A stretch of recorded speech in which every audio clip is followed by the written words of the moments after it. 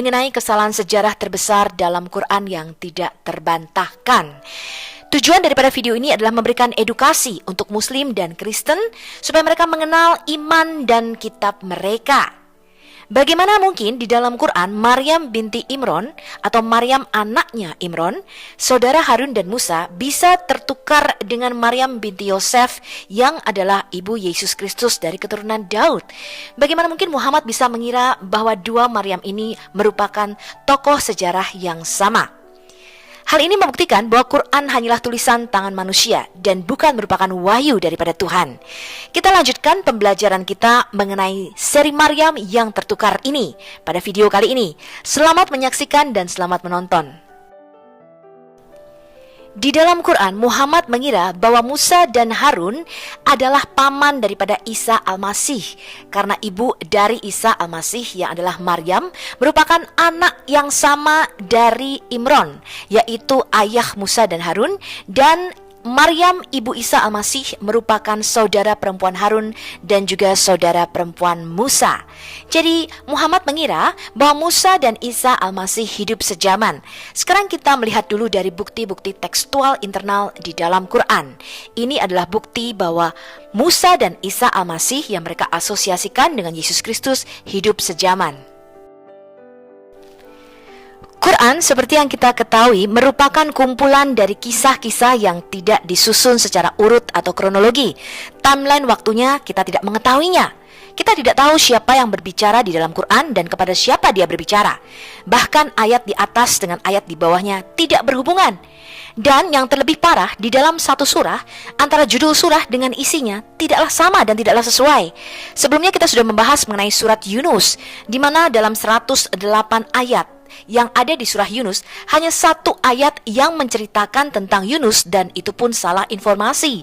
Dikatakan Yunus diutus kepada kaumnya, dan itu adalah kesalahan sejarah karena Yunus tidak diutus kepada kaumnya, melainkan kepada orang-orang Niniwe, yaitu orang-orang non-Yahudi.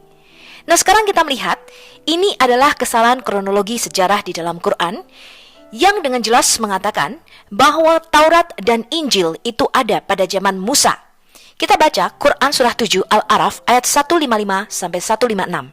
Dan Musa memilih 70 orang dari kaumnya untuk dalam kurung memohonkan tobat kepada kami pada waktu yang telah kami tentukan. Maka ketika mereka digoncang gempa bumi, Musa berkata, "Ya Tuhanku, kalau engkau kehendaki tentulah engkau membinasakan mereka dan aku sebelum ini. Apakah engkau membinasakan kami karena perbuatan orang-orang yang kurang akal di antara kami? Itu hanyalah cobaan dari engkau.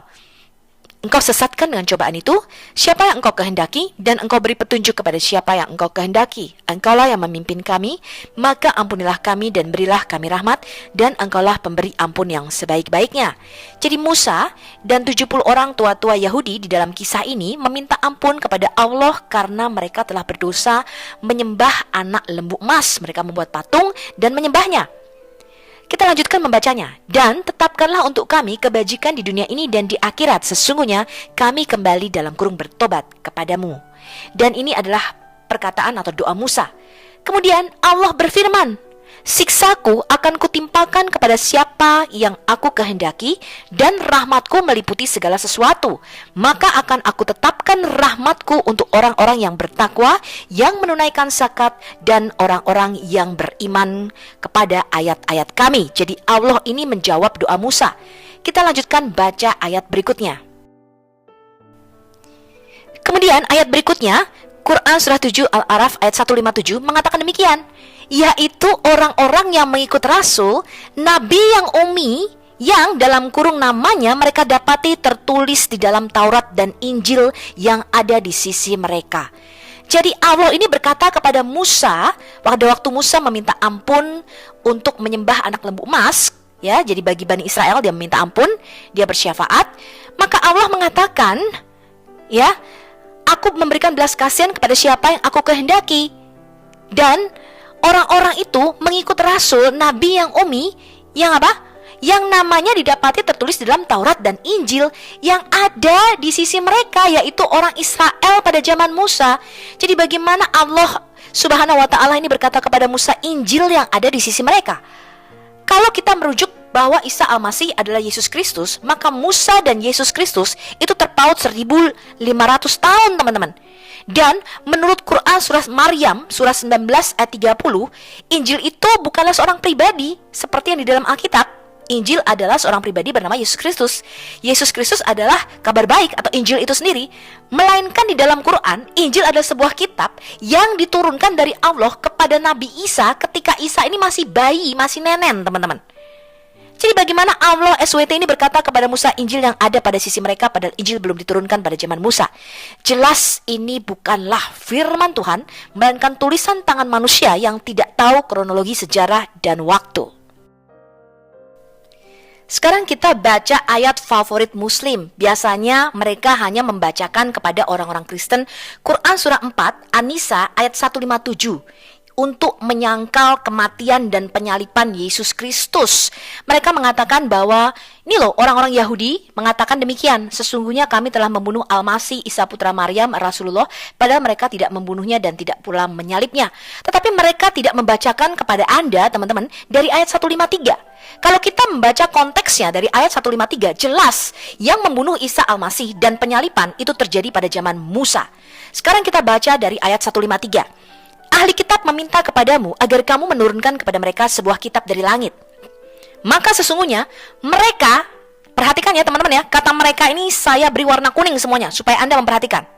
Maka sesungguhnya mereka telah meminta kepada Musa yang lebih besar dari itu. Ahli kitab itu selalu bicara mengenai Yahudi dan Nasrani di dalam Quran. Mereka berkata, orang Israel zaman Musa nih bilang sama Musa atau berkata kepada Musa, perlihatkanlah Allah kepada kami dengan nyata.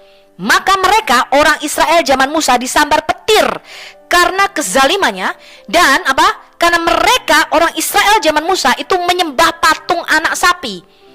Sesudah apa? Sesudah datang kepada mereka bukti-bukti yang nyata, lalu kami maafkan mereka dari yang demikian. Dan kami telah berikan kepada Musa keterangan yang nyata. Jadi ayat 153 ini Allah berbicara, kamu perhatikan tuh.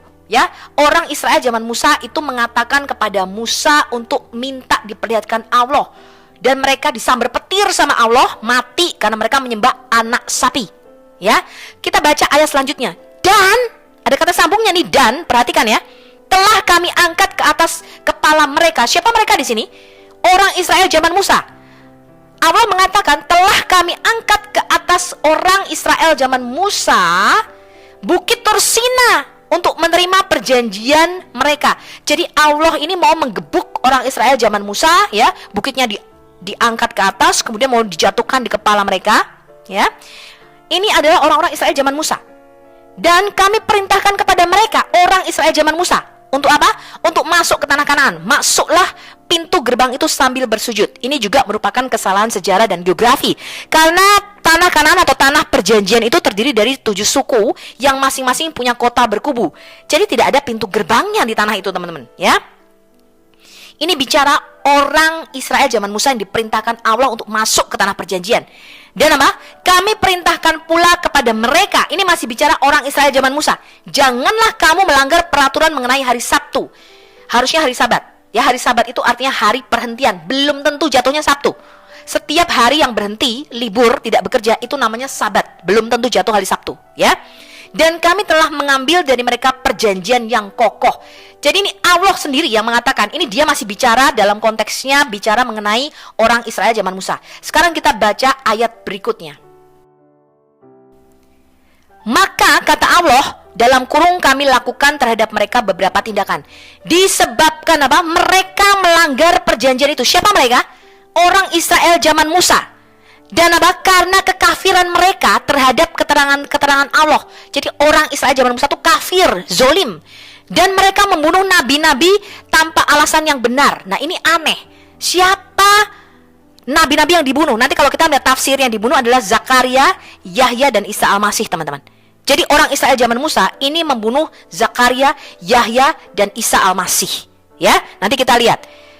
Dan orang Israel zaman Musa itu membunuh nabi-nabi tanpa alasan yang benar dan mengatakan hati kami tertutup. Bahkan sebenarnya Allah telah mengunci mata hati mereka karena kekafirannya. Ya, karena itu mereka tidak beriman kecuali sebagian kecil dari mereka. Jadi ini bicara mengenai orang Israel zaman Musa.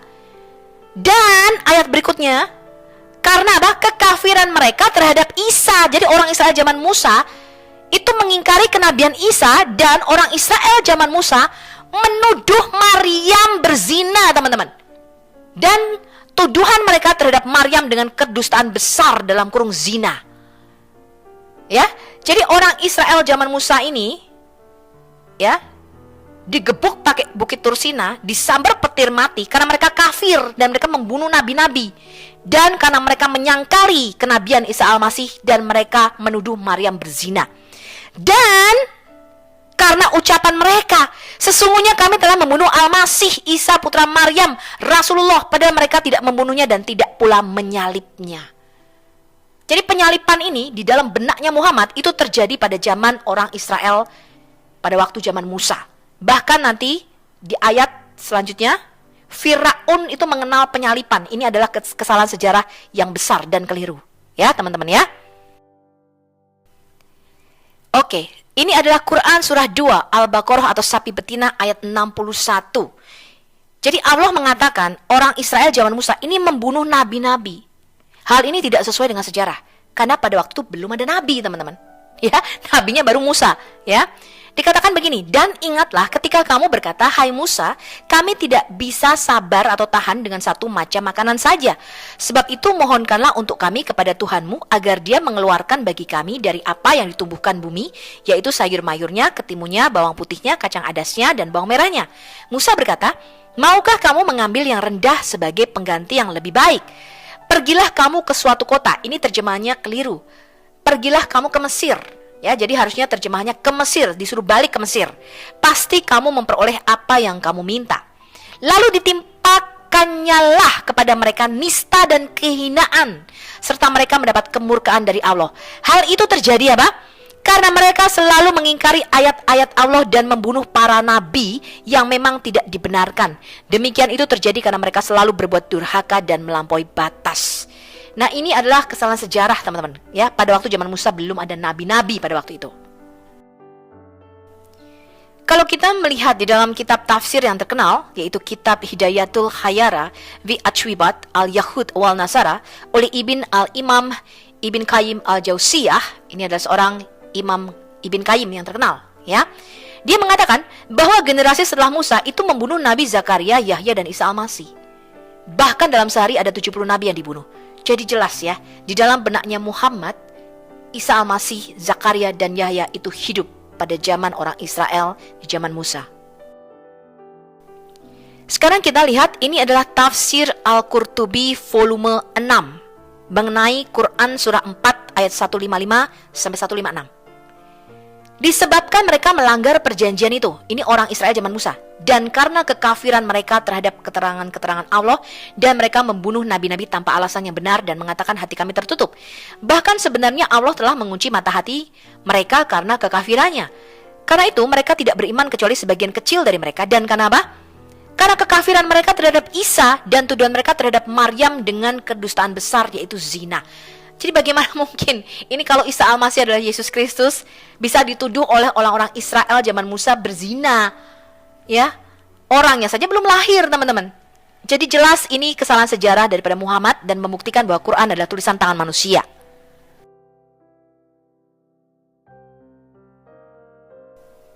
Kita baca tafsir Al-Qurtubinya, ya. Abu Al-Hasan Ali bin Hamzah Al-Kisai berkata, huruf ba itu berhubungan dengan kata sebelumnya. Sehingga makna firman Allah ini adalah, maka mereka disambar petir disebabkan oleh kezaliman mereka sampai firman Allah, maka kami lakukan terhadap mereka beberapa tindakan disebabkan mereka melanggar perjanjian itu. Al-Kisai berkata, Allah menafsirkan kezaliman yang membuat mereka disambar petir dengan kalimat setelahnya, yaitu karena mereka melanggar perjanjian. Jadi orang Israel zaman Musa itu disambar petir, kenapa? Karena mereka melanggar perjanjian, ya, mengingkari Sabat, mengingkari Taurat, membunuh para nabi, dan semua yang telah Allah jelaskan berupa tindakan-tindakan di mana mereka menzalimi diri mereka sendiri. Dan apa? Karena mereka kafir terhadap Isa dan menuduh Maryam berzina, teman-teman. Sekarang kita baca bapaknya tafsir At-Tabari, Ini lebih pintar teman-teman ya. Namun At-Tabari dan yang lainnya mengingkari penakwilan itu. Sebab orang-orang yang disambar petir adalah orang-orang yang hidup pada masa Nabi Musa. Jadi dia menyadari ini ada kesalahan timeline waktu dan sejarah. Sedangkan orang-orang yang membunuh para nabi dan menuduh Maryam melakukan perzinahan dengan penuh kebohongan hidup beberapa waktu setelah Musa. Nanti kita lihat ya. Dalam hal ini petir itu tidak menyambar orang-orang yang menuduh Maryam melakukan perzinahan dengan penuh kebohongan. Jadi mereka ini bingung teman-teman. Ya, di satu sisi mereka mulai mempunyai pengetahuan bahwa Isa Al-Masih yang mereka asosiasikan dengan Yesus Kristus itu tidak hidup sejaman dengan Musa. Tetapi firman Allah dengan jelas mengatakan bahwa karena dia kafir terhadap Isa, menuduh Maryam berzina, mengingkari perjanjian Allah Torah dan Sabat, ya, dan karena mereka membunuh para nabi, mereka disambar petir.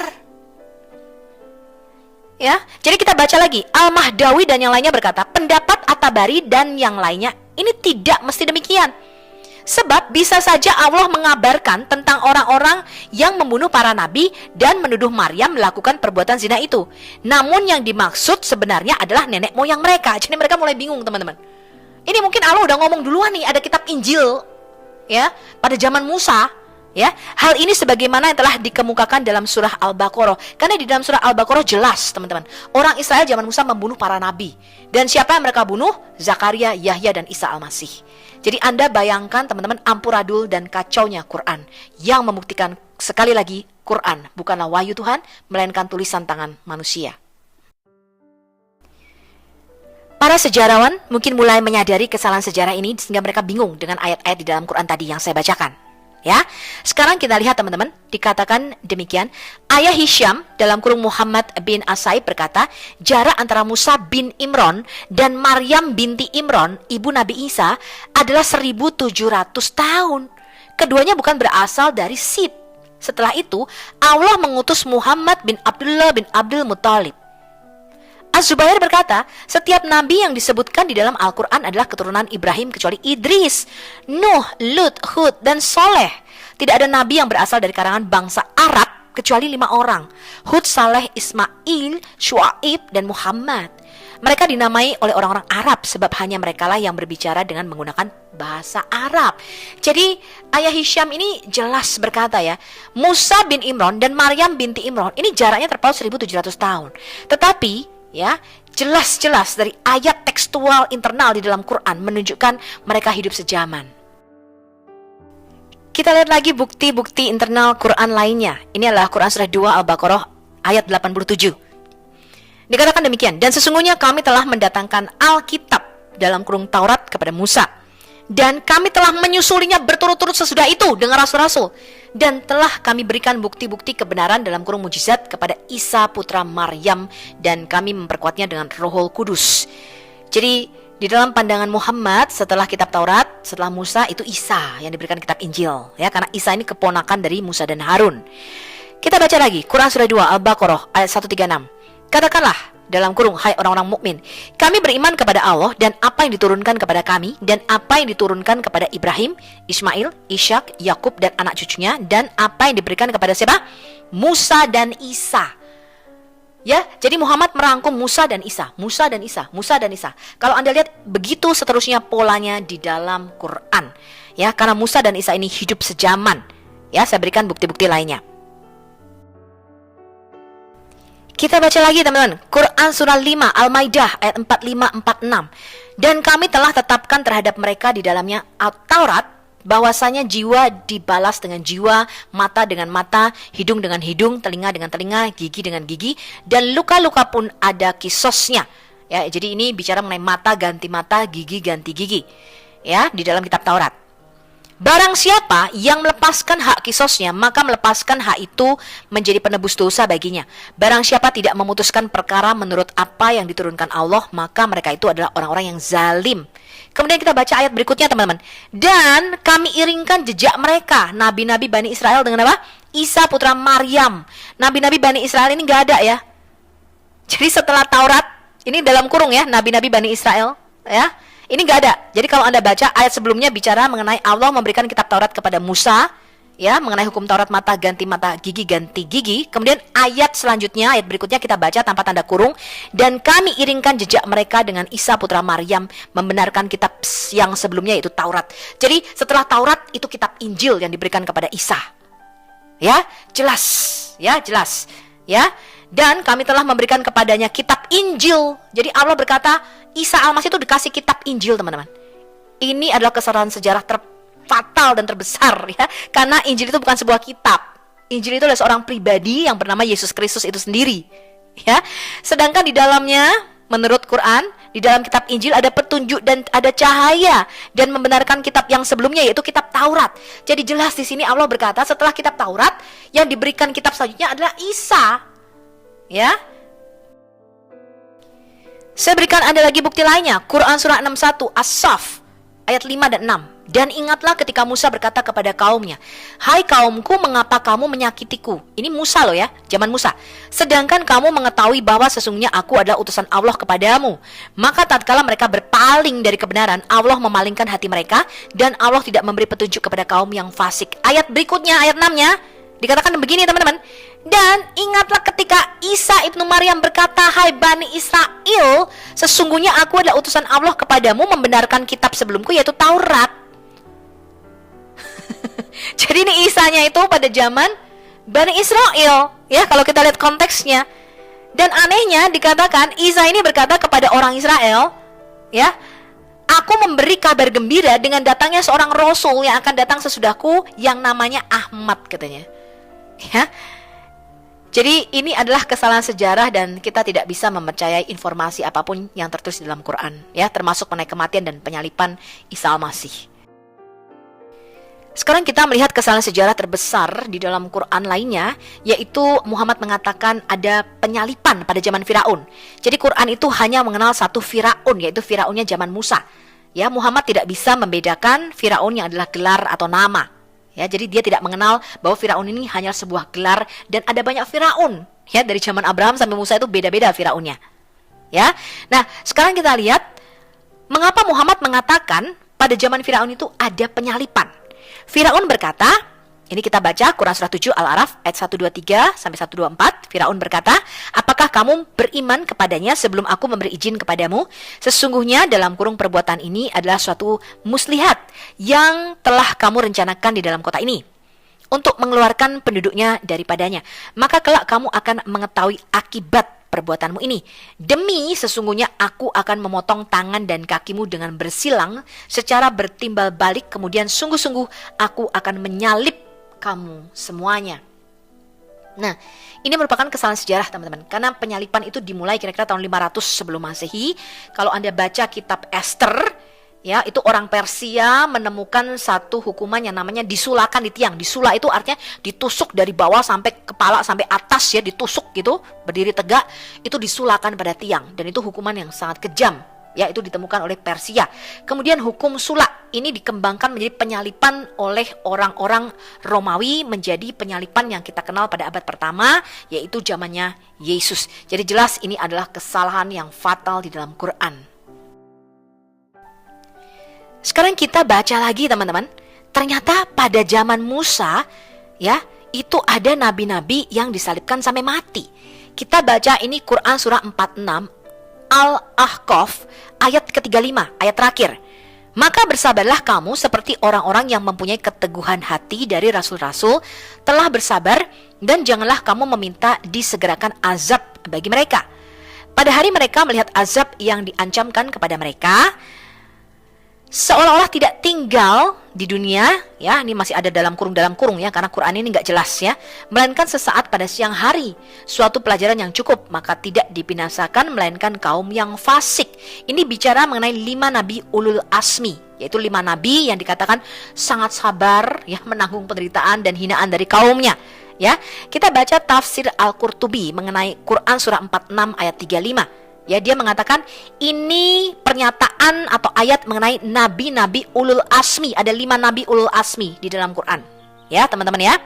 Nabi-nabi ini dikatakan ada yang mati digergaji, ada yang dikuliti kepala dan wajahnya, ada yang disalibkan di kayu sampai mati, dan ada yang dibakar dengan api. Jadi jelas, ya, bahwa Isa diserupakan ini hanyalah dongeng. Ya, bahkan tafsir Al-Qurtubi sini menyatakan ada nabi yang disalib di kayu sampai mati. Siapakah dia? Kita lihat tafsir dan kita lihat hadisnya ya. Sekarang kita melihat hadis Sahih Al-Bukhari dan Sahih Muslim, teman-teman. Diriwayatkan oleh Abdullah, seolah-olah saya melihat nabi ketika dia berbicara tentang salah satu dari nabi. Jadi ada nabi yang apa? Orang-orang sebangsanya telah memukuli dan melukainya. Jadi ini bukan diserupakan ya, benar-benar ada nabi yang dipukul, dilukai sampai berdarah. Dia menyeka darah dari wajahnya dan berkata apa? Ya Tuhan, ampunilah bangsaku karena mereka tidak tahu. Bukankah ini pernyataan Yesus di kayu salib, teman-teman? Dia mengatakan apa? Bapa, ampunilah mereka, sebab mereka tidak tahu apa yang mereka lakukan. Tidak ada nabi lain yang tercatat di dalam Alkitab dan di dalam sejarah yang memberikan pernyataan ini, teman-teman. Bapa, ampunilah mereka karena mereka tidak tahu apa yang mereka lakukan. Hanya Yesus Kristus, dan tidak pernah dikatakan dia diserupakan. Ini ada di dalam Sahih Al-Bukhari 6929, Sahih Al-Bukhari 3477, dan Sahih Muslim 1792. Sekarang kita akan melihat dari Kitabul Sitah, yaitu 6 kitab hadis sahih yang dipegang oleh Sunni Muslim. Ya, mereka menyebutnya 6 kitab sahih atau Kitabul Sitah, 6 kitab. Ya, hadis-hadis yang sahih Al-Bukhari, Muslim, Abu Dawud, Ibn Majah, An-Nasai, dan Jami' At-Tirmidzi. Kita melihat bukti dari hadis dan tafsir bahwa Isa itu hidup sejaman dengan Musa. Diceritakan nih, katanya ketika Muhammad itu Isra Miraj, dia ketemu Musa, dan Musa ini adalah anaknya Imran. Kita lihat dulu ya. Musa saudara Imran. Sampai Musa putra Imran melewati saya dengan kerumunan besar dari Bani Israel. Jadi ini sudah di surga katanya, semua pengikut Musa ini. Jadi dia berkata, maka aku bertanya kepada Tuhanku, siapakah ini? Dia berkata, ini adalah saudaramu Musa putra Imran dan orang-orang yang mengikutinya di antara Bani Israel. Ya, inilah tafsir Ibn Katsir, Quran surah Al-Waqiah surah 56 ayat 27-40, juga terdapat dalam Sahih Ibn Ibn, Sahih Al-Mawarid, dan beberapa hadis-hadis sahih lainnya. Istilah Harun bin Imran itu juga disebutkan di dalam tafsir Ibnu Katsir, tetapi hanya dalam versi bahasa Arab yang tidak diringkas. Terjemahan tafsir Ibn Katsir yang memuat kata-kata Harun bin Imran itu ada yang disembunyikan dan tidak diterjemahkan. Jadi tadi kita melihat Musa itu anaknya Imran, Harun juga anaknya Imran, Maryam juga anaknya Imran. Sekarang kita melihat Sahih Muslim. Abu Al-Aliyah melaporkan, Ibn Abbas, putra paman nabimu, mengatakan kepada kami bahwa Rasulullah telah mengamati pada malam perjalanan malamku, ini menurutnya adalah Isra Miraj ya, aku melewati Musa bin Imran, seorang pria berkulit coklat muda, tinggi, berbadan tegap, seolah-olah dia adalah salah satu dari laki-laki Syanu'ah. Dan apa? Melihat Isa putra Maryam sebagai seorang pria bertubuh sedang dengan kulit putih dan merah dan rambut yang tajam, dan saya ditunjukkan kepada Malik penjaga api dan Dajjal di antara tanda-tanda yang diperlihatkan kepadaku oleh Allah. Dia dalam kurung periwayat ini mengamati, maka jangan ragukan pertemuannya dengan Musa. Kata dia menjelaskannya sebagai berikut, sesungguhnya Rasulullah bertemu dengan Musa. Jadi jelas ini Musa bin Imran, dan Isa itu adalah putra Maryam binti Imran. Ya, jadi kakeknya Isa itu adalah Imran ya. Sahih Muslim 165B buku 1 hadits nomor 324. Kita melihat tafsir Ibn Katsir, Quran surah 20, surah Toha ayat 40. Imam Abu Abdurrahman Ahmad Ibnu Shu'aib An-Nasai telah mengatakan di dalam kitab tafsir, bagian dari kitab sunnahnya sehubungan dengan makna firman-Nya, dan kami telah mencobamu dengan beberapa cobaan. Quran surah 20 ayat 40, bahwa telah menceritakan kepada kami Abdullah Ibnu Muhammad, telah menceritakan kepada kami Yazid Ibnu Harun, telah menceritakan kepada kami Asbaq Ibnu Zaid, telah menceritakan kepada kami Al-Qasim Ibnu Abu Ayyub, telah menceritakan kepadaku Sa'id Ibnu Jubair yang mengatakan bahwa Abdullah Ibnu Abbas pernah ditanya mengenai makna firman Allah kepada Musa yang disebutkan dalam ayat berikut, dan kami telah mencobamu dengan beberapa cobaan. Ya, Quran surah 20 ayat 40. Saya menanyakan kepadanya apa yang dimaksud dengan beberapa cobaan dalam ayat tersebut. Maka Ibnu Abbas berkata, hai Ibnu Jubair, ajukanlah pertanyaanmu itu besok pagi, karena sesungguhnya jawabannya mengandung kisah yang panjang. Kita baca ya, apa kisah yang panjang menurut Ibn Abbas. Kemudian Ibn Abbas bercerita nih teman-teman, Firaun dan ahli musyawarah telah sepakat dengan keputusan itu, dan di tahun mereka tidak melakukan penyembelihan terhadap bayi-bayi lelaki Bani Israel. Bertepatan dengan itu, Harun dikandung oleh ibunya dan lahir di tahun itu secara terang-terangan dalam keadaan aman. Akan tetapi pada tahun berikutnya, ibu Harun mengandung Musa. Jadi Musa dan Harun ini sama anaknya Imron. Ya.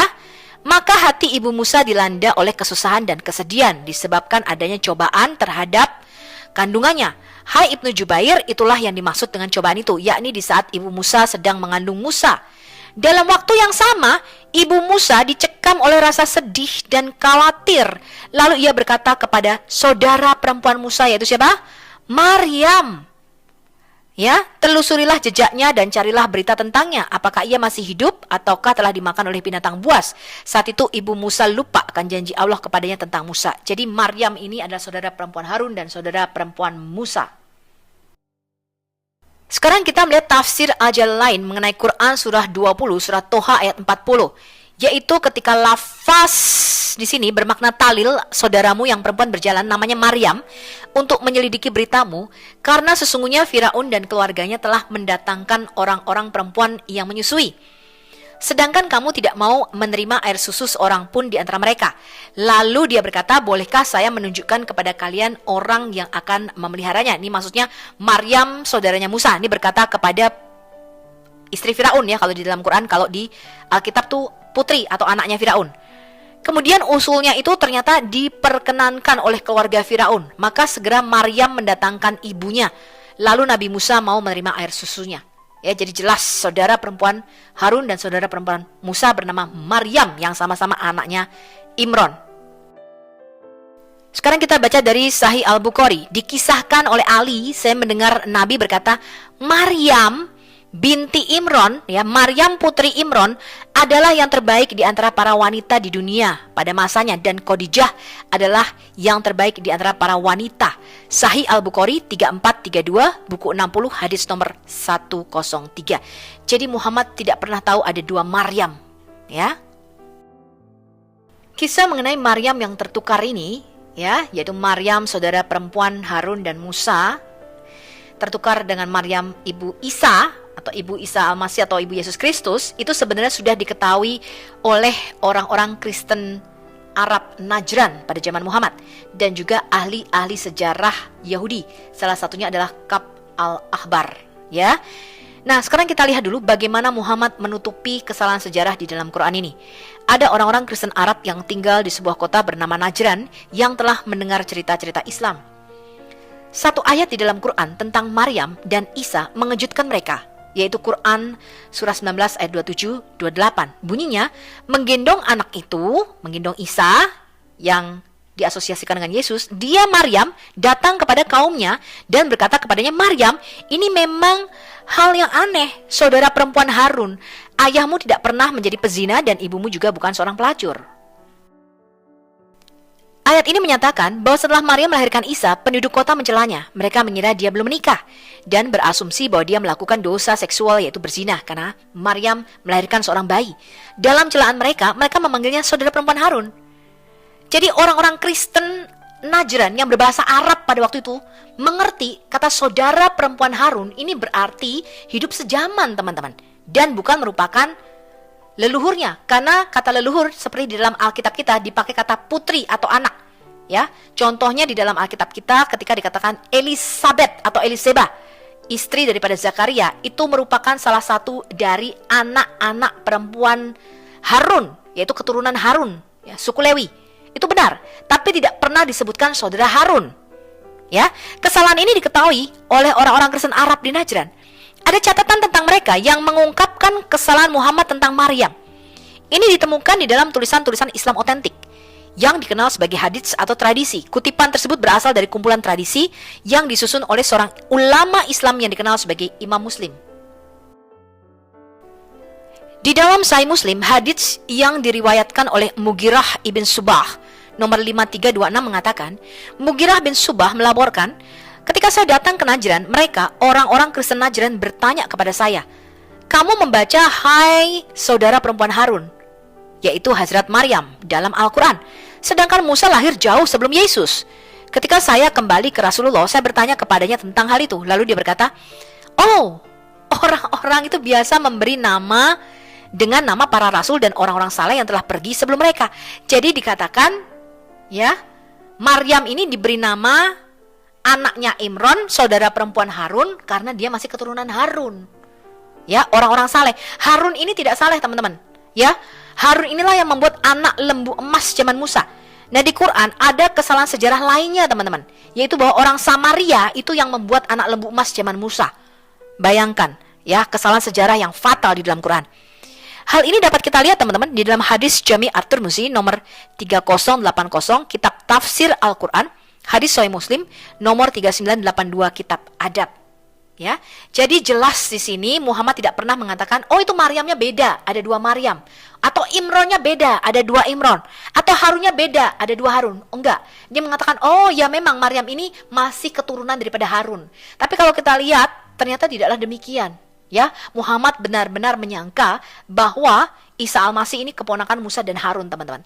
Dan karena ayat-ayat ini sudah dihafalkan pada waktu bertahun-tahun, ya saudara perempuan Harun, ya, maka dia tidak dapat merevisi ayat-ayat ini. Kalau dia merevisi, artinya Muhammad mengakui ayat-ayat ini bukan dari Allah. Ya, sebab ayat-ayat ini sudah beredar dan dihafalkan secara luas pada waktu itu, sehingga merevisi ayat Quran ini tidaklah mungkin. Di dalam video saya yang sebelumnya, kita sudah menunjukkan bahwa kata saudara perempuan itu biasanya ditujukan kepada orang sejaman, ya, sebangsa yang ada pada zaman itu, tetapi tidak pernah ditujukan untuk orang-orang kaum leluhurnya. Ya, Muhammad mengatakan bahwa cara menggunakan ungkapan saudara perempuan Harun itu dilakukan oleh orang-orang saleh dari zaman dulu, yaitu orang-orang yang hidup pada masa Maryam. Orang-orang itu menyebut sesama warganya dengan sebutan orang-orang saleh yang pernah hidup sebelumnya. Tetapi orang-orang Kristen Najran tidaklah mengakui penggunaan idiom ini. Mereka orang Arab. Ya, mereka tahu sekali apa yang dikatakan oleh Muhammad. Meskipun mereka hidup sekitar 600 tahun setelah zaman Kristus, mereka akrab dengan kisah-kisah keagamaan mereka sendiri dan tentu saja kisah-kisah orang Yahudi. Tetapi idiom ini menurut telinga mereka aneh. Jika idiom itu akrab bagi mereka, mereka tidak akan keberatan. Tapi ungkapan ya ukhta Harun, saudara perempuan Harun, ketika diterapkan pada Maryam dalam kaitannya dengan Harun tidaklah familiar. Selanjutnya, mereka tidak mengenali teknik atau model di mana idiom ini digunakan. Seandainya mereka mengetahui kebiasaan yang dikatakan Muhammad ini ada, tentang orang-orang yang memanggil orang lain saudara atau saudara perempuan, orang-orang saleh yang kuno, seperti yang mungkin saudara perempuan Musa, saudara Daud, saudara perempuan Abraham, saudara Ishak, mereka akan mengerti apa yang dikatakan Al-Quran dan tidaklah mengajukan keberatan. Namun baik idiom maupun model yang digunakannya asing bagi mereka. Inilah masalahnya. Apakah Muhammad bingung tentang identitas Maryam? Atau apakah Maryam benar-benar diidentifikasi dengan metaforis disebut saudara perempuan Harun? Apakah Muhammad mengatakan yang sebenarnya atau apakah dia menutupi kesalahan dengan kebohongan? Sebab tidak mungkin jika Quran dianggap firman Tuhan bisa salah sejarah. Ini sama seperti ketika terjadi perbedaan-perbedaan bacaan, ketika kita belajar mengenai 7 ahruf. Ya, ketika terjadi banyak perbedaan, Muhammad tidak merevisinya. Dia mengatakan, oh ya nggak apa-apa, karena Jibril juga menurunkan dalam 7 bacaan, katanya.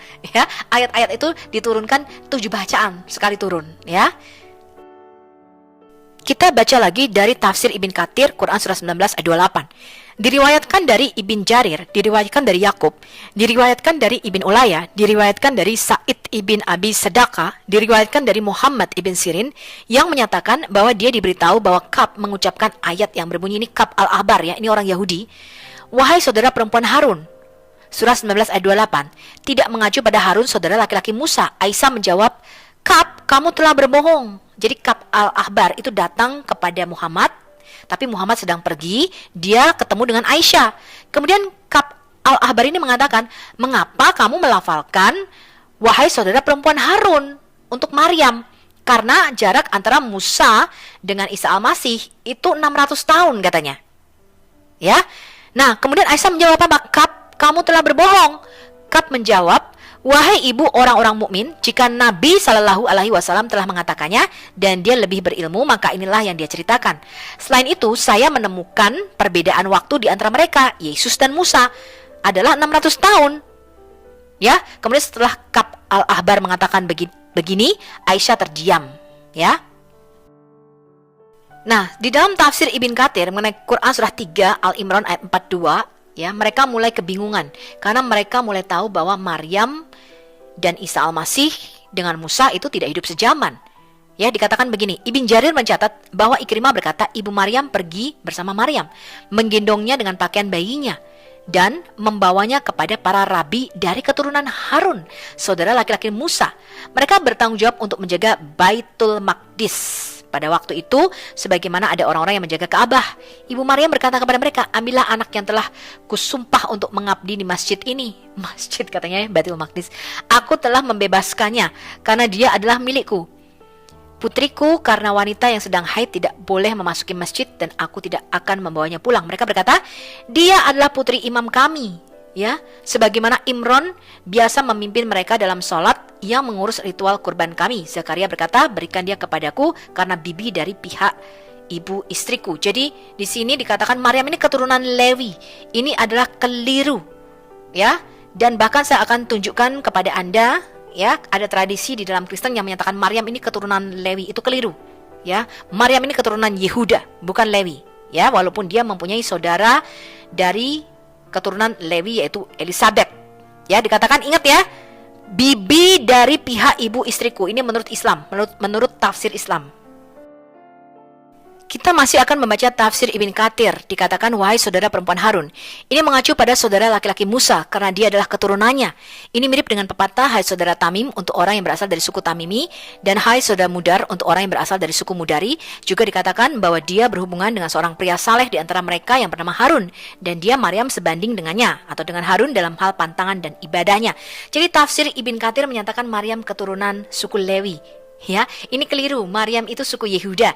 Bahkan ada beberapa orang Kristen yang percaya Maryam itu mempunyai darah Lewi dari kitab-kitab apokrifa. Saya akan tunjukkan kepada teman-teman, salah ya. Maryam tidak pernah berdarah Lewi.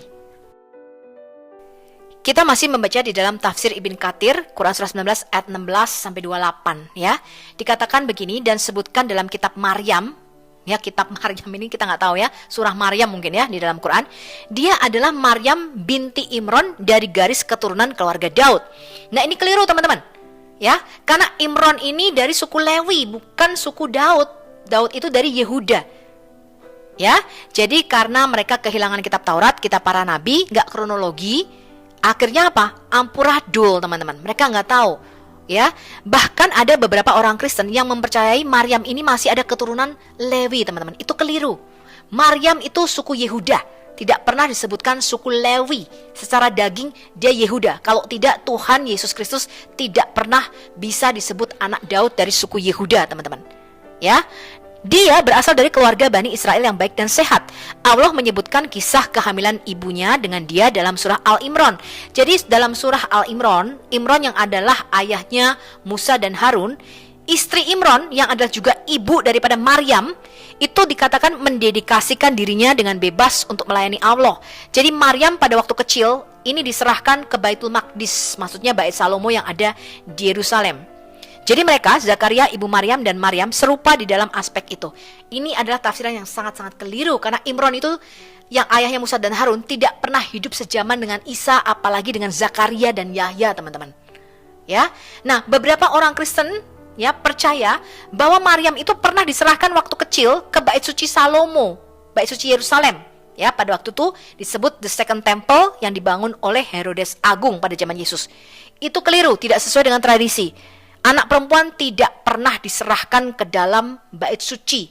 Ya, saya mendengar beberapa orang Kristen percaya cerita ini. Keliru. Ya, itu mereka ambil dari kitab-kitab palsu, kitab-kitab Gnostik, dimasukkan di dalam tradisi. Ya, kemudian diceritakan turun-temurun. Oh ya, Maryam ini pada waktu bayi umur 3 tahun pernah diserahkan ke Baitul Maqdis. Bahkan di dalam kitab apokrifa, Proto Evangelium Yakobi, ini diundi. Ini ceritanya masuk di dalam Quran. Ya, Yusuf itu mengundi untuk mendapatkan Maria atau Maryam. Dan ini dipercayai oleh orang Kristen. Itu keliru, teman-teman. Ya, itu cerita palsu. Ya, Anda harus bisa membedakan mana yang tekstual internal Alkitab kita, mana yang hoax atau palsu. Ya. Saya bacakan lagi, teman-teman. Inilah yang diriwayatkan oleh Ibnu Katsir, diriwayatkan dari Ibn Jarir, diriwayatkan dari Yakub, diriwayatkan dari Ibn Ulaya, diriwayatkan dari Sa'id ibn Abi Sedokah, diriwayatkan dari Muhammad ibn Sirin yang menyatakan bahwa dia diberitahu bahwa Kab al-Ahbar maksudnya, mengucapkan ayat yang berbunyi, wahai saudara perempuan Harun, surah 19 ayat 28, tidak mengacu pada Harun saudara laki-laki Musa. Aisyah menjawab Kab, kau telah berbohong. Kab menjawab, wahai ibu orang-orang mukmin, jika Nabi Shallallahu Alaihi Wasallam telah mengatakannya dan dia lebih berilmu, maka inilah yang dia ceritakan. Selain itu, saya menemukan perbedaan waktu di antara mereka, Yesus dan Musa, adalah 600 tahun. Setelah Kab al-Ahbar mengatakan ini, Aisyah terdiam. Ya, ini tadi sudah kita baca, ya, bahwa sebenarnya ahli sejarah Kab al-Ahbar itu mengetahui mengenai salah kronologi atau kesalahan sejarah di dalam Quran. Aisyah, istri Nabi Muhammad yang paling kecil, yang diklaim Muslim sebagai salah satu orang Islam yang paling berpengetahuan, dan dia meriwayatkan banyak hadis, dengan jelas memahami ungkapan saudara perempuan Harun atau saudari Harun untuk merujuk pada saudara laki-laki Musa, yaitu Harun. Ya, makanya dia mengatakan kamu telah berbohong, Kab al-Ahbar. Jadi Aisyah sendiri memahami bahwa Maryam ibu Yesus adalah saudara perempuan Musa dan Harun, yang akan membuat Musa menjadi paman dari pihak ibu Yesus. Lebih khusus lagi, dia memahami frase ini secara harafiah, yang mengatakan bahwa Maryam adalah saudara kandung Harun yang sebenarnya, saudara laki-laki Musa. Meskipun Kab salah mengenai panjangnya jarak waktu antara Yesus dan Musa, dia mengatakan 600 tahun, yang sebenarnya adalah sekitar 1400 tahun. Tetapi Kab al-Ahbar benar, ya, dia melihat ada masalah ini, ya, dan dilema yang ditimbulkan dari kata-kata Muhammad. Komentator dan sejarawan Islam Sunni terkemuka lainnya yang bernama Al-Tabari meriwayatkan sebuah hadis yang juga ditemukan di dalam bantahan kami di atas. Dikatakan, para ahli tafsir dan penafsir berbeda pendapat tentang alasan mengapa dikatakan wahai saudara perempuan Harun. Dan siapakah Harun ini yang Allah sebutkan? Diriwayatkan oleh Ibn Hamid, diriwayatkan oleh Al-Hakam Ibn Bashir, diriwayatkan oleh Amir, diriwayatkan oleh Simak Ibn Harb, diriwayatkan oleh Al-Qamah Ibn Wa'il, diriwayatkan Al-Mughirah Ibn Syubah yang berkata, Nabi, semoga Allah berdoa atasnya, mengutus saya untuk mengambil beberapa kebutuhannya dari orang-orang Najran yang berkata, bukankah nabimu mengklaim bahwa Harun saudara Maryam adalah saudara Musa? Saya tidak tahu bagaimana menanggapi mereka sampai saya kembali kepada Nabi. Semoga Allah Subhanahu wa Ta'ala berdoa atasnya. Saya menceritakan kepadanya semua apa yang dikatakan dan Muhammad menjawab. Mereka biasanya menamai diri mereka dengan nama orang-orang yang datang sebelum mereka. Ya, jadi untuk menutupi kesalahan ini, Muhammad mengatakan, oh iya itu nama leluhurnya katanya. Yang lain mengatakan Harun yang dimaksud adalah saudara laki-laki Musa dan Maryam digolongkan sebagai saudara perempuannya karena dia adalah keturunan dari putranya.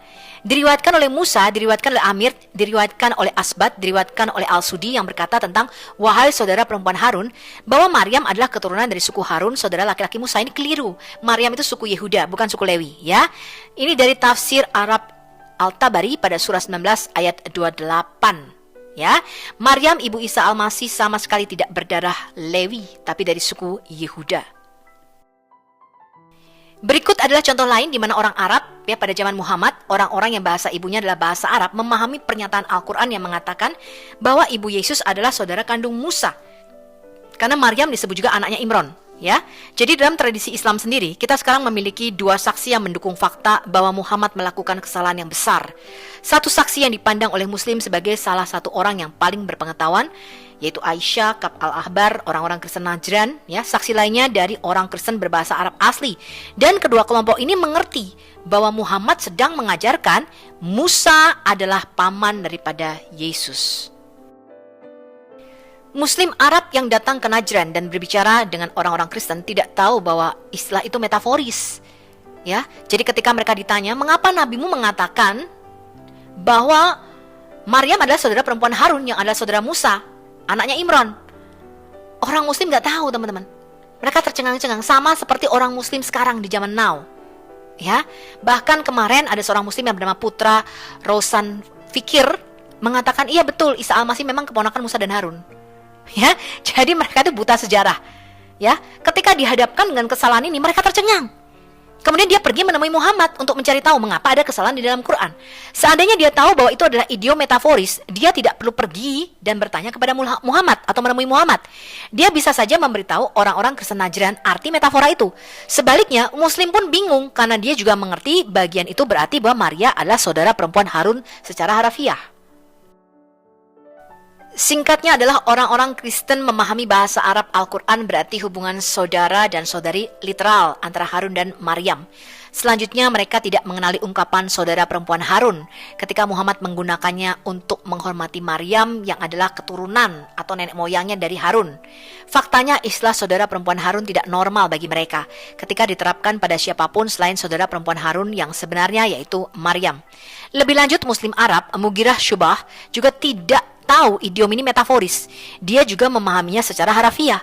Ketika diberitahu tentang kesalahan itu, dia bingung dan dia pergi menemui Muhammad untuk mendapatkan jawabannya. Di dalam video seri 19A, saya sudah menunjukkan bukti-bukti bahwa tidak ada idiom seperti ini pernah digunakan oleh orang-orang Arab, bahkan di dalam Quran itu sendiri. Ya, tidak ada untuk menyebut keturunan itu disebut saudara. Ketika perjanjian baru itu mengacu pada orang-orang yang dipanggil menurut orang-orang kudus zaman dulu, itu menyebut mereka anak laki-laki atau anak perempuan. Yesus itu disebut anak Daud karena dia keturunan Daud, tidak pernah disebut saudara Daud di dalam Matius 21 ayat 9. Dan Elizabeth disebut sebagai putri Harun atau salah satu dari anak-anak perempuan Harun karena dia keturunan Harun atau Lewi, ya, di dalam Lukas 1 ayat 5. Abraham disebut sebagai bapa oleh orang-orang Yahudi dalam Yohanes 8 ayat 38. Tetapi orang-orang ini tidak pernah disebut saudara atau saudari menurut nama orang-orang kudus sebelumnya. Penggunaan idiom putra atau putri ini diterima dan dipahami oleh semua orang dalam budaya pada waktu itu. Dan penggunaannya masuk akal karena orang-orang saleh besar di masa lalu membantu menciptakan atau mendirikan bangsa Israel. Orang-orang yang mengikuti setelahnya dapat dimengerti disebut sebagai putra atau putri menurut nama mereka, tetapi bukan saudara. Saya telah memeriksa sekitar 11 tulisan apokrifa perjanjian baru yang berbeda untuk referensi tentang Maryam yang disebut sebagai saudara perempuan Harun.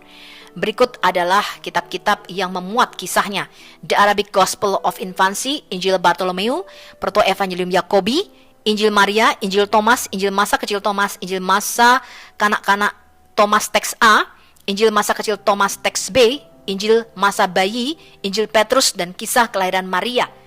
Saya tidak menemukan referensi tentang Maryam yang pernah dipanggil saudara perempuan Harun dalam materi apapun di atas. Namun perhatikan di sisi lain, di dalam Injil berbahasa Arab, ya, tentang masa bayi Yesus, saya menemukan idiom atau istilah putri-putri Hawa digunakan. Saya juga menemukan Yesus disebut anak Daud.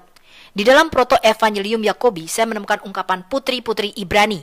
Ini juga menyatakan bahwa Maryam berasal dari suku Daud, yaitu dia adalah keturunan dari Yehuda, bukan Lewi, nenek moyang suku Harun. Dalam kisah kelahiran Maryam juga dikatakan Maryam adalah lahir dari Daud, dan idiom Sarah sebagai ibu daripada bangsa Israel digunakan. Kita memeriksa tulisan Yudaisme untuk idiom seperti saudara perempuan Harun atau saudara laki-laki Musa. Tak satu pun dari mereka pernah mendengar idiom seperti ini digunakan untuk menyebutkan nenek moyangnya. Dua buku yang mengacu pada berbagai hubungan material dengan Kabalah sehubungan dengan aspirasi mesianik Yahudi. Yang pertama, buku yang berjudul Gersom Sholem tentang Mesias Sabbatai Sefi. Yang kedua, The Messiah of Izmir oleh Joseph Castaigne. Tidak satu pun dari kedua buku ini memiliki referensi ke idiom yang dimaksud menyebutkan kata saudara untuk leluhurnya atau untuk nenek moyangnya. Dalam ensiklopedia Yahudi oleh Funk dan Wocknall, satu set 12 volume, tidak ditemukan apapun yang berhubungan langsung dengan penggunaan idiom itu. Dalam sejarah dan legenda tentang tongkat Harun hingga laporan bahwa Yosef, ayah duniawi Yesus, menjadi miliknya dan membawanya ke Mesir bersamanya, sekali lagi dia tidak menemukan apapun yang berhubungan dengan idiom yang dimaksud. Kamus referensi tentang Maria, sekali lagi tidak ada yang muncul yang berhubungan dengan idiom saudara perempuan Harun. Midrash Rabbah pada kitab Keluaran tidak ditemukan apapun yang mendukung model Muhammad. Dalam Babilonia Talmud juga tidak ditemukan apapun sehubungan dengan idiom yang dimaksud. Tak satu pun dari mereka pernah mendengar ungkapan seperti saudara perempuan Harun atau saudara laki-laki Musa yang digunakan secara metaforis. Tentu saja para cendekiawan muslim mengetahui kesalahan sejarah ini. Bahkan orang-orang muslim yang sekarang, ya zaman now, mereka mungkin tahu, ya, tetapi mereka berusaha menutupinya dan sesuatu harus dilakukan. Sekarang kita lihat Ibn Katsir di dalam kitabnya Al-Bidayah wa An-Nihayah. Kisah keluarga Imran ini dalam kitab sejarah yang telah masyhur Al-Bidayah wa An-Nihayah, karya ulama terkemuka Imam Ibnu Katsir Asy-Syafi'i. Dikatakan ayah Nabi Musa itu bernama Imron bin Kaits dan ibunya bernama Yokebat. Nah, ini keliru ya, karena di dalam tafsir lainnya dikatakan Imron ini istrinya Hana, teman-teman. Ya, Nabi Musa hidup pada zaman kekejaman dan kezaliman penguasa Mesir Raja Firaun. Dari mana Ibn Katsir mendapatkan ini, teman-teman? Tentu saja dari Alkitab. Ya, Alkitab menyatakan bahwa Yokebed adalah ibu daripada Musa, Harun, dan Maryam. Dikatakan Nabi Musa hidup pada zaman kekejaman dan kezaliman penguasa Mesir Raja Firaun. Nah, dia tidak bisa membedakan bahwa Firaun ini hanyalah sebuah gelar. Sedangkan kakak perempuan Nabi Musa adalah Miriam. Ayah dari Maryam, ibu Nabi Isa, bernama Imran bin Basham bin Mansha bin Haskia. Ini adalah informasi yang kebohongan. Ya, saya tantang Muslim. Dari mana Ibn Katsir mendapatkan nama Imran bin Basham bin Mansha bin Haskia? Ya, yang adalah merupakan keturunan dari Sulaiman bin Daud. Abul Qasim Ibnu Asakir menyebut namanya Imran bin Matan, keturunan dari Sulaiman bin Daud. Dari mana nama Imran bin Basham ini, teman-teman? Ya, tidak ada. Ya, mereka hanya melihat dari kitab Lukas yang menyatakan bahwa Matan, ya, Matan ini ada silsilahnya daripada Yusuf di situ, dan dia menyatakan ini Matan ini adalah kakek moyangnya daripada Maryam yang adalah ibu Yesus. Ya, jadi mereka tahu ini kesalahan sejarah yang besar di dalam Quran.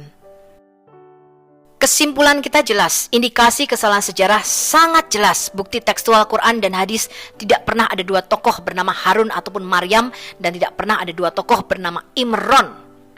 Bukti data dari Alkitab Perjanjian Lama dan Perjanjian Baru dan dokumen Yahudi tidak pernah digunakan idiom saudara untuk merujuk pada leluhur yang berusia ratusan tahun di atasnya.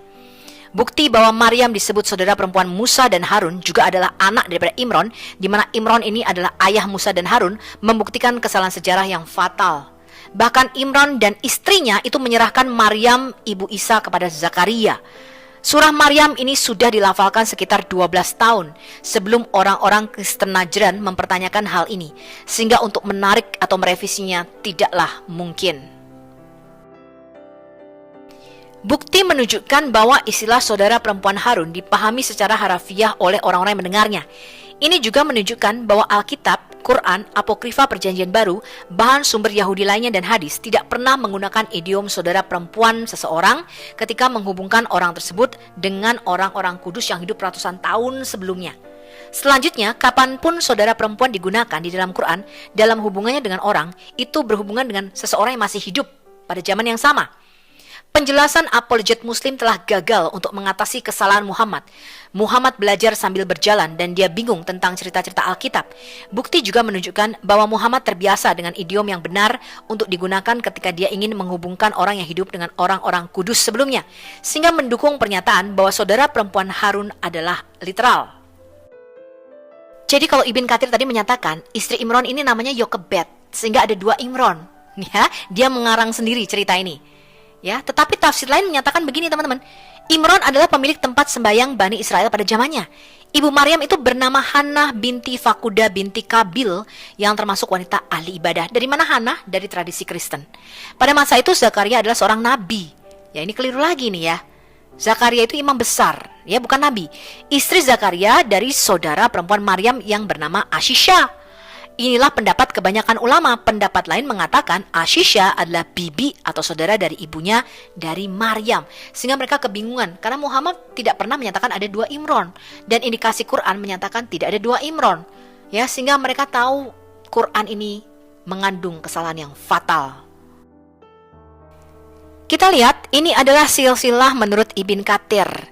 Ya, jadi dia mengatakan Imron bin Kaits harusnya Kehat, ya, Amram bin Kehat, ya, menikah dengan Yokebed katanya, ya, kemudian melahirkan Miriam, Harun, Musa, dan Elisheba. Ya, kemudian kita lihat kalau dari suku Yehuda masih ada lagi 11 generasi sampai ke Daud. Kita lihat lagi, teman-teman, ada 27 generasi lagi dari Daud, ya, yang menyatakan bahwa istri daripada Imron bin Basham bin Mansha bin Haskia, ini kita nggak tahu dari mana didapat nama ini, ya, mungkin wahyu, menikah dengan Hannah binti Fakuda bin Kabil, ya, kemudian melahirkan Yusuf yang adalah suami daripada Maryam Isa Al-Masih. Jadi mereka jelas-jelas kebingungan dalam hal ini, Dari mana tradisi dan istilah-istilah yang mengatakan bahwa Maryam ini masih keturunan Lewi, teman-teman? Dari agama Manikeisme, ya, atau agama Mani. Nabinya bernama Nabi Mani, ya. Jadi dia menyatakan ini Amran, ya, isi Amran. Ini kalau kita lihat baganya secara lengkap dan utuh, ya, Amran ini menikahi dengan istri Amran, ya, melahirkan Harun dan Musa. Nah, Musa ini punya anak juga namanya Maryam. Jadi Maryam ini anaknya Musa, bukan saudara perempuan Musa. Nah, Maryam inilah yang melahirkan Isa Al-Masih. Ini menurut silsilah agama Mani. Jadi dari suku Lewi. Ya, ini adalah sejarah yang dipelesetkan, teman-teman. Dari sinilah Islam mengambil kekeliruannya. Kalau kita melihat menurut Quran dan hadits, ya, kita lihat dulu. Amram yang adalah Imron menurut Quran, ya, itu jelas-jelas melahirkan Miriam. Nah, Miriam inilah yang melahirkan Isa Al-Masih, ya. Jadi Miriam yang adalah saudara perempuan Harun, saudara perempuan Musa, anaknya Imron, ini adalah ibu Isa Al-Masih. Jadi Isa Al-Masih ini cucunya Imron. Ya, kita lihat nanti Ustadz Ahmad Kainama juga ngomong, kakeknya bernama Imron, teman-teman. Ya. Oke, kita sampai pada akhir video, dan pada video seri berikutnya kita akan melihat siapakah Maryam menurut kitab Injil. Apakah benar ayahnya bernama Yoyakim atau Eli, teman-teman, dan ibunya bernama Hana. Dari mana cerita ini berasal? Kita akan melihat bukti-bukti tekstual di dalam Alkitab itu sendiri. Sampai jumpa pada video berikutnya. Salam. Ya, teman-teman semuanya, kita sudah bersama-sama mendengarkan penjelasan dari Ibu Sufiatul Al-Hayat tentang fakta-fakta yang tidak terbantahkan mengenai kitab, ya, kitab Muslim, yakni Al-Quran, tentang perbedaan-perbedaan yang signifikan, ya, mengenai Maria yang tertukar itu, ya, teman-teman, ya. Sudah jelas, teman-teman, bahwa Maria itu bukanlah Maryam yang ada di dalam Al-Quran, ya. Maria adalah tokoh yang berbeda dengan Maryam yang dituliskan di dalam Al-Quran. Nah, teman-teman sekalian, baru-baru ini di TikTok kita sedang diramaikan oleh video dari seorang ya, dapat dikatakan anak kecil gitu ya, masih sangat muda, dengan seorang ibu yang sudah tua, yakni Bunda Korla. Yang dimana dalam diskusi mereka itu mereka membahas mengenai Isa dan Yesus gitu ya. Di mana Bunda Korla tetap bertahan, Isa itu adalah Yesus loh, katanya gitu. Terus si Michael bilang, bukan, Isa itu bukan Yesus gitu. Isa itu nggak ada dalam kekristenan gitu kira-kira ya. Dan Bunda Korla itu tetap memaksakan diri bahwa Isa itu adalah Yesus gitu loh. Dan diskusi itu ya tentu saja pasti nggak nyambung-nyambung gitu. Karena kenapa? Ya, satu sisi si Ibu Korla ini memaksakan diri bahwa seolah-olah Isa itu adalah Yesus, menunjukkan bahwa dia itu sama sekali tidak memahami siapa Yesus. Dia hanya memahami Isa, lalu mencoba untuk menyamakan kedua tokoh ini padahal mereka berbeda. Ya. Buktinya apa, teman-teman? Dalam Quran dituliskan bahwa Isa itu lahir di bawah pohon kurma. Sedangkan Yesus itu tidak, teman-teman. Juga di dalam Quran dituliskan bahwa Isa itu waktu masih sangat kecil atau masih bayi, dia sudah bisa berbicara. Sedangkan di dalam Alkitab tidak menuliskan kisah itu tentang Yesus. Lalu kemudian di dalam Quran dikisahkan tentang Isa yang membuat membentuk tanah liat menyerupai burung, lalu kemudian dia meniup burung itu, tanah liat itu, lalu kemudian tanah liat itu betul-betul hidup menjadi seekor burung gitu loh. Sedangkan di dalam Alkitab tidak ada kisah itu mengenai Yesus yang melakukan hal demikian. Jadi kalau mengenai kelahirannya, bahkan aktivitasnya waktu masih kecil sudah berbeda, bagaimana bisa kita mau samakan kedua tokoh tersebut? Tentu tidak, teman-teman. Mereka adalah tokoh yang berbeda yang tidak perlu kita samakan, yang tidak perlu kita cari-cari alasan supaya mereka sama. Enggak. Lalu sampai pada puncaknya, Yesus itu mati disalibkan. Ya, itu jelas tercatat di dalam Romawi, di dalam sejarah, di dalam kitab Talmud. Bukan hanya Alkitab yang mencatat itu, tetapi di dalam Talmud juga mencatat. Ya, Talmud Babilonia kalau teman-teman mau mencarinya. Sedangkan Isa itu dikatakan dia disolimi, kata Bunda Korla yang kalau kita dengarkan itu, lalu kemudian dia tidak dibunuh dan dia diangkat oleh Tuhan ke sorga gitu. Nah, sampai pada akhir hidupnya pun mulai kelahiran sampai akhir hidupnya berbeda sekali. Dua tokoh ini adalah tokoh yang berbeda. Nah, ini adalah bukti bahwa Bunda Korla itu mempertahankan apa yang dia ketahui tentang Isa, dan pada saat yang sama dia mempertahankan apa yang dia tidak ketahui tentang Yesus gitu loh. Jadi dia memaksakan diri gitu loh. Nah, coba kalau dia mengambil posisi gini. Isa begini, kalau Yesus itu bagaimana sih? Selama ini yang aku dengar tentang Isa dan Yesus itu sama. Tapi menurut dalam kitabmu itu Yesus itu bagaimana sih? Nah, itu lebih masuk akal untuk dia dengarkan penjelasan si Michael. Tetapi kan dia nggak mau mendengarkan, dia memaksakan diri Isa itu adalah Yesus. Enggak lah teman-teman ya.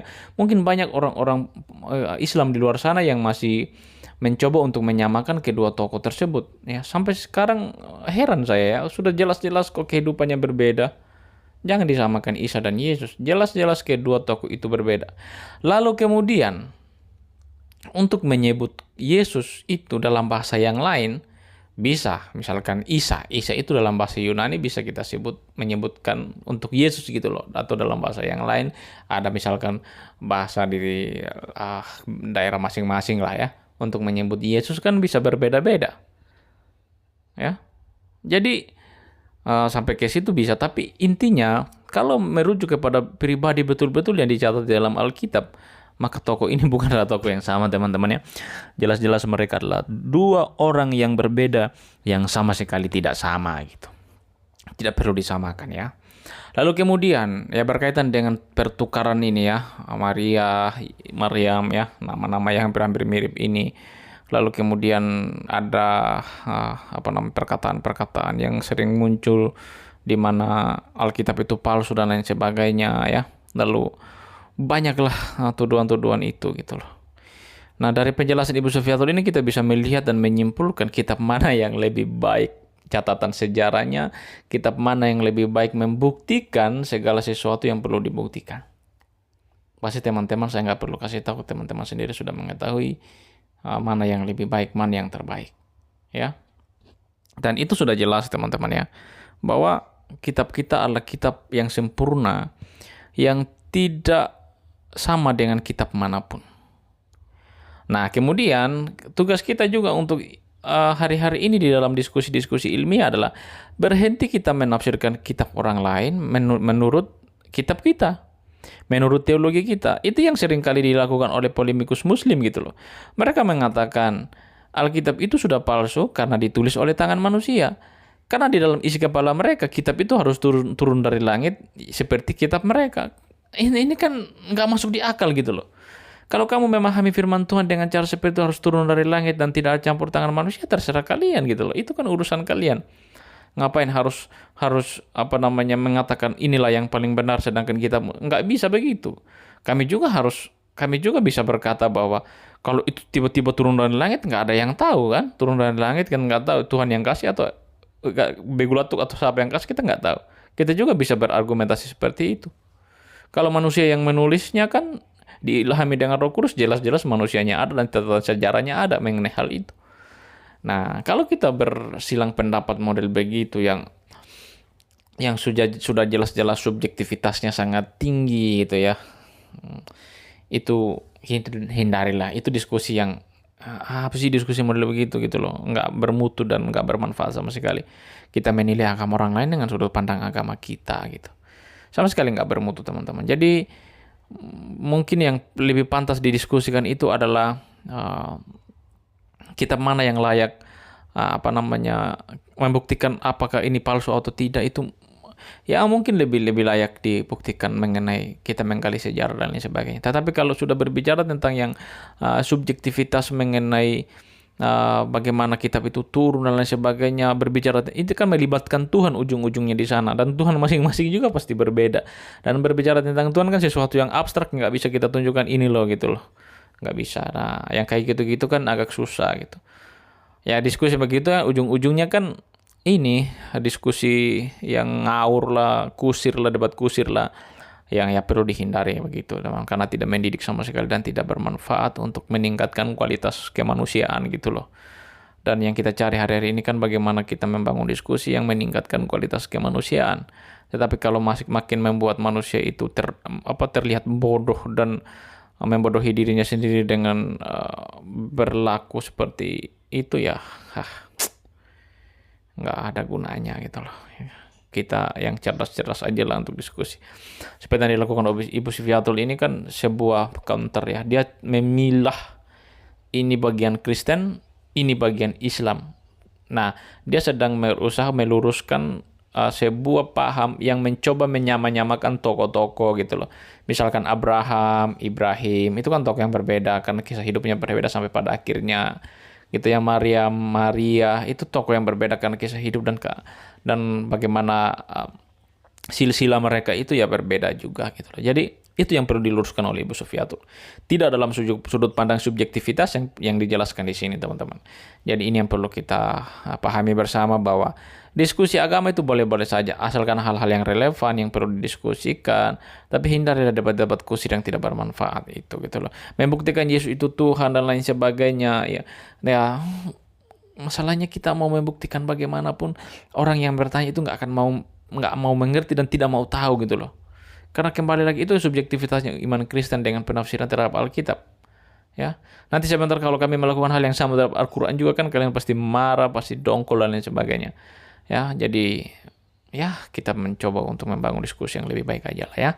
Dan mari kita belajar untuk menjadi orang yang lebih baik, yang lebih berguna ya di dalam kita membangun hal-hal yang membangun masyarakat lewat diskusi-diskusi di media sosial. Apalagi media sosial lain kan nggak bisa kita hentikan ya. Ketika kita menarasikan apapun ya secepat kilat dia akan menyebar kemana-mana ya. Kalau kita menarasikan hal-hal yang tidak berguna dan menjengkelkan seperti itu ya hasilnya juga akan membodohi umat gitu loh.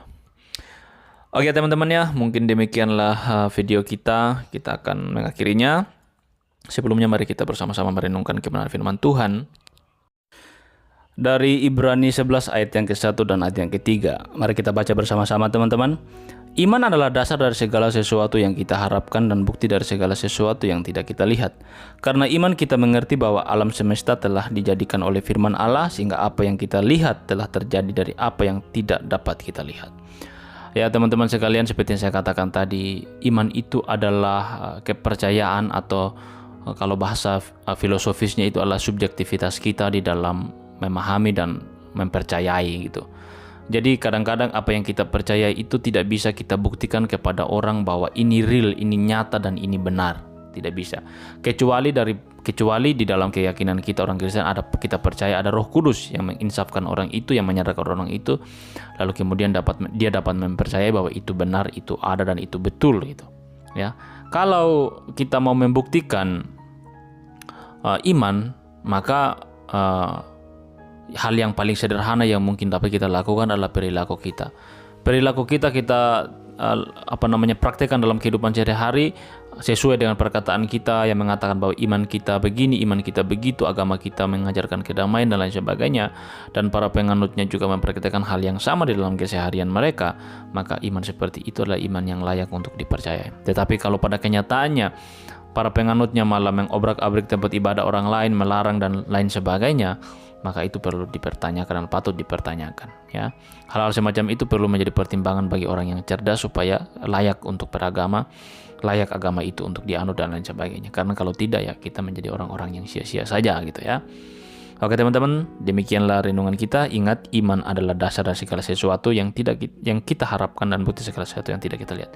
Jadi iman itu adalah harapan, selalu berbicara tentang harapan dan sebuah kepastian dalam keyakinan masing-masing ya, bukan dalam keyakinan orang lain ya. Jadi harap dimengerti tentang hal itu. Oke teman-teman, kita akan berjumpa kembali di video selanjutnya. Silakan teman-teman mengeksplor, mempelajari lagi firman ini, dan mungkin teman-teman akan lebih kaya lagi mendapatkan hal yang bermanfaat dari firman ini. Kita akan berjumpa kembali di video selanjutnya. Tuhan berkati kita semua. Shalom.